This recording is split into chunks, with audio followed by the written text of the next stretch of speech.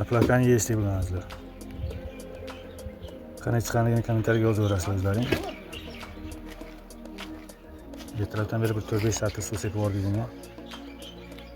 Bu tomonga aplavka qo'ydik. Aytganimdek yechib strapilni ikkasiga qo'ydik. Cherezadin straplarni yonidan ushlash uchun yana nima qo'yib qo'ydik, bakoy urib qo'ydik.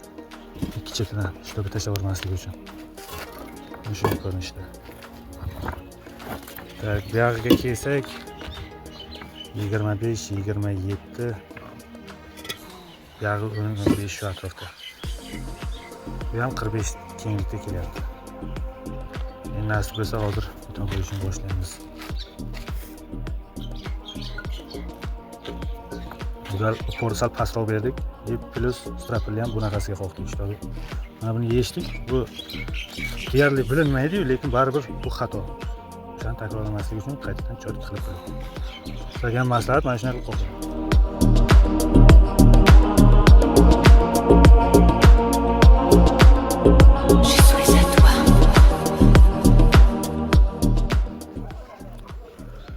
Bugungi ikkinchi partiyani tugatdik.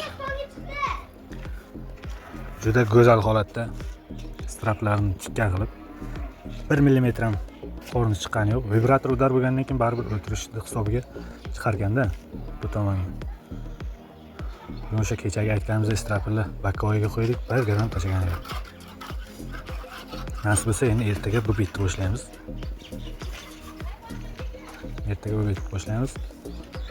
Setkalarni chiqarib qo'yganmiz. Ikki chetdan bu yoqdan svyazka bo'lish uchun narigi tomondan ham chiqqan, bu tomondan ham chiqqan, ko'rinayotgan bo'lsa. Bir-biriga ulanib bog'lanib ketadi. Ertaga bu betni qilamiz. Qolgan vaqtga nasib bo'lsa fazolimizning litsenziyasini qo'lib ketamiz nariga qarab.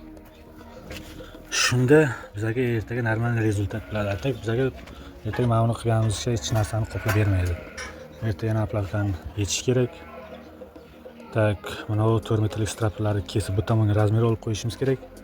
Bu yoqda betonni nabitgacha to'kib tashlasak, nasib bo'lsa keyin nabitdan keyin mana bu litsenziyani qo'lib ketsak, bizga qoplab beradigan ish bo'ladi. Aplavkamiz ham uzdigazlar, betonni chop chiqdi. Hozir tomonni setkasini qo'ydik. Bu setkaga bog'ladik, bu setkaga bog'ladik, armaturga bog'ladik. Aplavkamizni razmerni qo'ydik. Oqshas tepalar, bu yoqda stoykalari, bu yoqda polari hammasi tayyorlanadi. Endi bugun nasib bo'lsa bu tomonni betonni olamiz, keyin aytgandek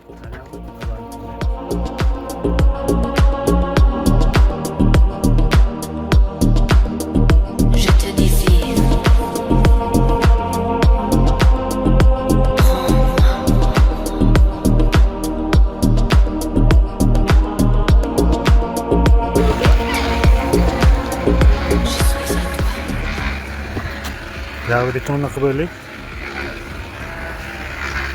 Yolu polni sim bilan o'radik, setka bilan. Polni bog'langan ko'rib turgan bo'lsalaring. Nariga qarab qayrilib ketdi. Hozir navbat mana buni to'ldirishga. Buni ham mana shu qatori beton qilamiz, mana shu beton qatori. Ustidan termishga o'tiradi bu. Erta bu aplavkani uzib, bu yerga o'rnatamiz. Undan keyin aylanib o'tib ketamiz. Bu o'sha setga kelyapti, bu yoqqa urilib, bu yoqqa qarab kirib ketadi nasib bo'lsa. Shuncha joyga qo'ydik, bu setkamiz mana shuncha chiqib qoldi. Shuni o'ziga setkani bog'lab qo'yamiz.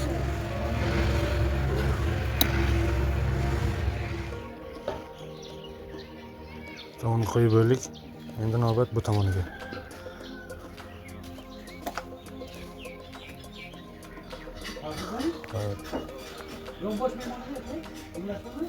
Shunday ko'rinishda o'zi ichkari tomonni ko'rsataman.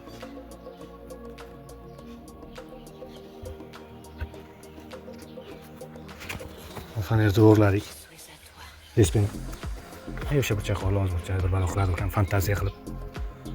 Ular qo'tirlik. Hozir so'z beyaz beton olamiz. Bundan keyin beton boshlaymiz. Mana bir tomon qolyapti bo'ldi. Keyin stringdan boshlaymiz nasib. To'g'rimi? Reja o'rmang. Soat 12 bo'lyapti. 12dan ertalabdan mana shuni qilyapmiz. Shuni tugatadi. Nasib bo'lsa buni hozir qo'yib olamiz. Keyin navbat bu tomoniga bo'ladi. Bugun bu yoqda ishlay olmaymiz, chunki bironta aplavkamiz yo'q. Hammasini ishlatib o'tilgan yerga. Betonni quyib bo'ldik. Ichkari tomonni ham quyib bo'ldik. Hozir endi ichkaridan ko'rsataman sizlarga. Ichkaridan ko'rinishi. Miltada xijolat bo'lib turibdi-da, o'zi ham miltada xijolat. Miltiq to'g'ri ketsa bu salgina o'ynab o'tib ketganda. Shamolni yo'nalishi bo'ylab.